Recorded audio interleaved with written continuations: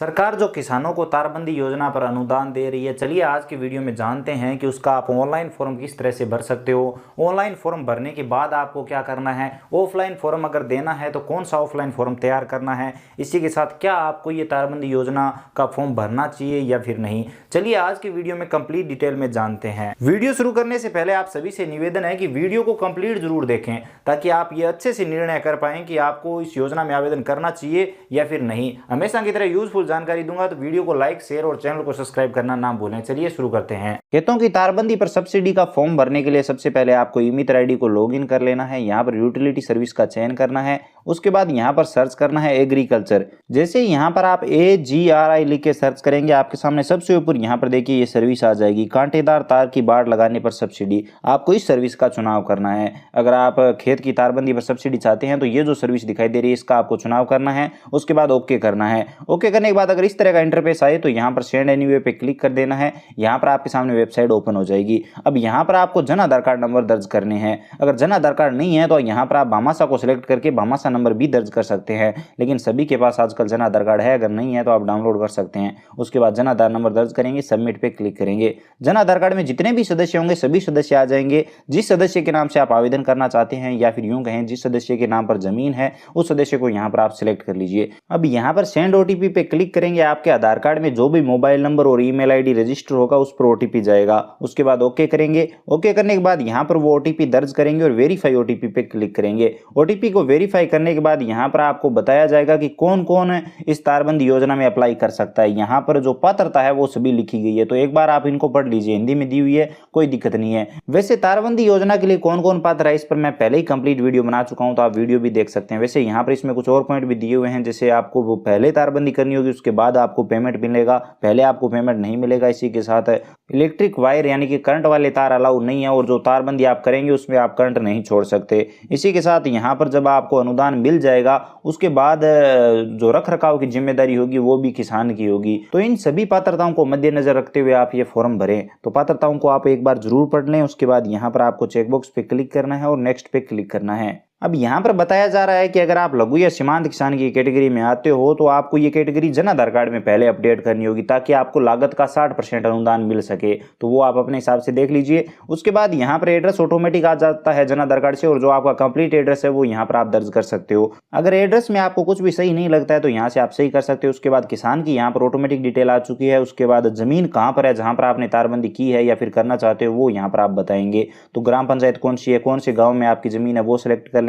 यहाँ पर जमीन की डिटेल आएगी, यहाँ पर ध्यान रखें। अपने खेत का एड्रेस बताने के बाद अगर आपके पास 1-2 हेक्टेयर से कम जमीन है तो आप सीमांत या लघु किसान चुन सकते हो। उसके बाद यहाँ पर अगर आपके पास ज्यादा जमीन है तो आप अदर सेलेक्ट कर लीजिए। जमीन का खाता नंबर और जमीन का खसरा नंबर जमाबंदी में देखकर यहाँ पर आप दर्ज कर दीजिए। अब जहां पर आप तारबंदी कर रहे हो उस जमीन का कितना क्षेत्रफल है वो यहाँ पर आपको हेक्टेयर में बताना है। जहां पर आप तारबंदी करना चाहते हो, जिस खेत की आप तारबंदी कर रहे हो उस खेत का क्षेत्रफल आपको यहाँ पर हेक्टेयर में बताना है। यहाँ पर ध्यान रखें 1.5 हेक्टेयर से कम जमीन नहीं होनी चाहिए। अगर इससे कम जमीन है तो आपको दिक्कत आएगी। अब यहाँ पर आता है नक्शा, जो पटवारी से वेरीफाई होना चाहिए, लेकिन उससे पहले यहाँ पर आपको चुनना होगा कि आपका जो खेत है वो आपका खुद का है, आप खुद के नाम से आवेदन कर रहे हो या फिर 2 किसान मिलकर आवेदन कर रहे हो। अगर 2 किसान मिलकर आवेदन कर रहे हो तो सेकंड वाला ऑप्शन सेलेक्ट करेंगे, लेकिन खुद के नाम से खुद का खेत है तो आप पहले वाला ऑप्शन सेलेक्ट रखेंगे। अब यहाँ पर बात आती है नक्शे की, तो नक्शा पटवारी से ही आपको लेना है। पटवारी के हस्ताक्षर उस पर होने चाहिए, मोहर होनी चाहिए, तभी वो यहाँ पर मान्य होगा। तो यहाँ पर आप देखिए बताया हुआ है वेरीफाई बाय पटवारी। तो आपको आपके खेत का नक्शा यहाँ पर अपलोड कर देना है PDF फाइल में। इसी के साथ जो जमाबंदी है वो ऑनलाइन वाली चल जाएगी। नक्शा यहाँ पर ऑनलाइन वाला नहीं चलेगा, जमाबंदी ऑनलाइन वाली चल जाएगी। अगर आपके खेत की जमाबंदी ऑनलाइन निकलती है, डिजिटली वेरीफाई निकलती है, तो वो जमाबंदी यहाँ पर आप लगा सकते हो, उसमें कोई दिक्कत नहीं है। तो यहाँ पर दोनों PDF फॉर्मेट में अपलोड कर देंगे। यहाँ पर ध्यान रखिए अगर जमाबंदी 1 से ज़्यादा है तो यहाँ पर एड मोर पे क्लिक करके आप दोनों जमाबंदी अटैच कर सकते हो। और यहाँ पर सारी डिटेल भरने के बाद चेकबॉक्स पे क्लिक करेंगे और यहाँ पर सेव पे क्लिक करेंगे। फाइनल सेव पे जैसे ही क्लिक करेंगे यहाँ पर आपको बताया जाएगा कि अगर आप फाइनल सेव कर देते हो तो उसके बाद उसमें उस फॉर्म में आप सुधार नहीं कर पाओगे। तो चलिए फाइनल सबमिट कर देते हैं। जैसे ही फाइनल सबमिट करेंगे आपका फॉर्म सक्सेसफुली सबमिट हो जाएगा। यहाँ पर आपको एप्लीकेशन नंबर मिल जाएंगे। ट्रांजैक्शन स्टेटस यहाँ पर सक्सेस दिखाया जा रहा है और 50 रुपये का यहाँ पर टोकन कटेगा आपके मित्र वॉलेट से। प्रिंट पे क्लिक करके आप इसका प्रिंट आउट ले सकते हैं। रिपोर्ट पे क्लिक करके आप यहाँ पर स्टेटस देख सकते हैं कि आपने जो फॉर्म भरा है उसका क्या स्टेटस है। यहाँ पर स्टेटस दिखाया जा रहा है कि डॉक्यूमेंट वेरिफिकेशन के लिए पेंडिंग है, यानी कि डॉक्यूमेंट वेरीफाई किए जाएंगे। तो आपके जो भी ग्राम सेवक है, कृषि ग्राम सेवक है, कृषि पर्यवेक्षक है, वो आपके डॉक्यूमेंट वेरीफाई करेंगे। अब फॉर्म भरने के बाद जो ऑफलाइन डॉक्यूमेंट वेरीफाई होने उसके बारे में बात करें तो एक ऑफलाइन फॉर्म की आपको जरूरत पड़ेगी। तो फॉर्म की बात करें तो यहाँ पर आप देख सकते हैं ये कंप्लीट गाइडलाइन है तारबंदी योजना की, पुरानी है लेकिन आज की टाइम में भी यही गाइडलाइन है। तो आप एक बार ये पढ़ लीजिए, इसका लिंक वीडियो डिस्क्रिप्शन में दे दूंगा। अगर आप तारबंदी योजना में अप्लाई करना चाहते हैं तो किस तरह से आपको तारबंदी करनी होगी उसके बारे में यहाँ पर कंप्लीट डिटेल में बताया हुआ है। कितने तार आपको लगाने होंगे, किस तरह से आपको पिलर वगैरह लगाने हैं, वो सभी यहाँ पर बताया हुआ है। तो मेरी राय आपसे यही रहेगी कि अगर आप तारबंदी योजना का फॉर्म भर रहे हैं और अनुदान लेना चाहते हैं तो एक बार इसे जरूर पढ़ें। ऑफलाइन फॉर्म की बात करें तो ये ऑफलाइन फॉर्म है, यहाँ पर पुराना है ये, लेकिन यहाँ पर आप 22-23 लिख सकते हो, 22-23 लिख के यही फॉर्म लगा सकते हो। मैंने पता किया है आज भी यही फॉर्म चल रहा है, दूसरा कोई फॉर्म नहीं आया है। तो यहाँ पर किसान का फोटो आ जाएगा, यहाँ पर आपका जिला कौन सा है वो आ जाएगा, उसके बाद किसान का नाम आ जाएगा, किसान के पिता का नाम आ जाएगा, गांव कौन सा है, पंचायत समिति कौन सी है, तहसील, जिला, उसके बाद यहाँ पर मोबाइल नंबर, जाति क्या है वो आ जाएगा, उसके बाद आधार कार्ड या जन आधार नंबर आप दर्ज कर दीजिए। अब किसान कक्षा आप चाहें तो लिख सकते हैं, नहीं तो ये कोई जरूरी नहीं है। उसके बाद किसान की कुल कितनी जमीन है, यानी कि सिंचाई वाली कितनी जमीन है वो हेक्टर में, और असिंचित जमीन कितनी है वो लिख देंगे, टोटल जमीन कितनी है वो यहाँ पर लिख देंगे, हेक्टर में लिखना है, ध्यान रखें। अब जिस खेत की आपने तारबंदी की है उस खेत के खसरा नंबर यहाँ पर दर्ज करेंगे, सिंचाई का स्रोत क्या है वो यहाँ पर बताएंगे। उसके बाद आप नक्शे से देखकर ये डिटेल भरना चाहें तो भर सकते हैं, अगर आपको आती है तो भर दीजिए, नहीं तो ये कोई जरूरी नहीं है, बाद में आप पता करके भर सकते हैं। आपका खेत का आकार, दक्षिण पूर्व, वो सारा आप यहाँ पर बता सकते हैं। उसके बाद बैंक डिटेल आएगी, तो बैंक का नाम क्या है, बैंक शाखा कौन सी है, IFSC कोड क्या है, खाता नंबर, उसके बाद आधार या जन आधार कार्ड नंबर आप दर्ज कर दीजिए।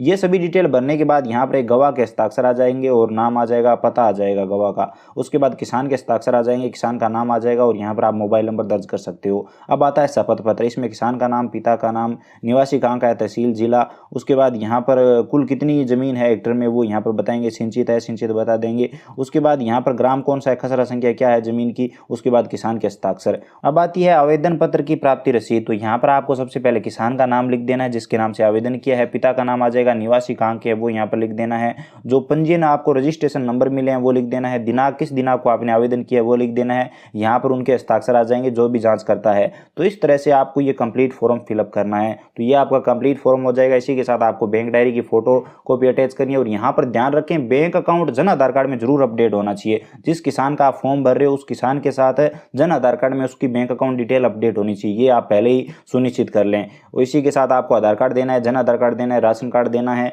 ये सभी डॉक्यूमेंट देने हैं। इसी के साथ जो आपने आवेदन किया उसकी आपको जो प्रिंट आउट, उसका जो प्रिंट आउट मिला है वो आपको साथ में लगाना है, ये फॉर्म देना है। इसी के साथ खेत की जमाबंदी और नक्शा जो पटवारी से वेरीफाई हो, ये सभी डॉक्यूमेंट देने हैं आपको ग्राम विकास अधिकारी को जो डॉक्यूमेंट वेरिफिकेशन करेगा। इससे पहले आप अपने ग्राम विकास अधिकारी से बात कर लें, जो कृषि ग्राम विकास अधिकारी, कृषि पर्यवेक्षक है, उनसे बात कर लें मेरी राय में, उसके बाद ही आप अपने डॉक्यूमेंट। दोस्तों अब रही बात आवेदन की, तो यहाँ पर मैं आपको बता दूं कि इस तारबंदी योजना का पैसा लेना बहुत ही मुश्किल है, यकीन मानिए बहुत मुश्किल है। आप जब तारबंदी कर लेंगे उसके बाद आपको पैसे मिलेंगे, जब आपके पूरे पैसे खर्च हो जाएंगे तब आपको पैसे मिलेंगे। लागत का 50% आपको इसमें दिया जाता है। 80,000 रुपये तक लागत आती है तो आपको 50% मिलता है और लघु या सीमांत किसान को 60%। लेकिन अगर 80,000 से ज़्यादा लागत आती है तो आपको मैक्सिमम 40,000 रुपये मिलते हैं और लघु या सीमांत किसान को मैक्सिमम 48,000 रुपये मिलते हैं, चाहे लागत कितनी भी बड़ी क्यों ना हो। इसी के साथ इसमें जो शर्तें रखी गई है, जैसे कि तारबंदी बहुत ही मजबूत होनी चाहिए और कांटे वाले तार होने चाहिए। इसी के साथ तारबंदी में बीच बीच में बहुत ज़्यादा पिलर वगैरह भी मांगे गए हैं। तो इस तरह की जो शर्तें हैं उन शर्तों को किसान पूरा नहीं कर पाते हैं। कहने का मतलब है कि ज़्यादातर किसान पूरा नहीं कर पाते हैं और जांच में उनके पैसे अटक जाते हैं। तो आपके जो कृषि के ग्राम सेवक है उनसे आप एक बार जरूर बात कर लें। अगर आप इस योजना में आवेदन करना चाहते हैं आप एक बार उनसे राय जरूर लें, आपके क्षेत्र में इसके लिए क्या नियम है, वो किस तरह से पास करवाते हैं, क्या है। तो आप एक बार इसके बारे में कंप्लीट राय जरूर लें, उसके बाद ही आप इस योजना में आवेदन करें। आप सभी से मेरा यही निवेदन रहेगा। बाकी मैं आपको बता चुका हूं कि इस योजना का पैसा लेना बहुत ही मुश्किल है। तो बस दोस्तों आज के वीडियो में बस इतना ही। अगर वीडियो में कुछ भी पसंद आया हो, हमारी मेहनत पसंद आई हो, तो प्लीज़ लाइक करिए, अपने दोस्तों के साथ वीडियो को ज़्यादा से ज़्यादा शेयर करिए। इसी के साथ अगर आप चैनल पर नए हो तो प्लीज़ चैनल को सब्सक्राइब करके बेल आइकन प्रेस कर लीजिए, ताकि आगे हम जो भी वीडियो अपलोड करें वो आप सबसे पहले देख सकें। इसी के साथ अगर आपके मन में कोई भी सवाल या सुझाव है, इस योजना से रिलेटेड आपके मन में अब भी कोई कन्फ्यूजन रह गया है, तो प्लीज़ कमेंट में बताइए। अगर कोई सीरियस टॉपिक हुआ तो उसके बारे में कमेंट सेक्शन में जरूर बात करेंगे, उस पर वीडियो भी जरूर बनाएंगे। तो चलिए मिलते हैं अगली वीडियो में, तब तक जय हिंद, वंदे मातरम।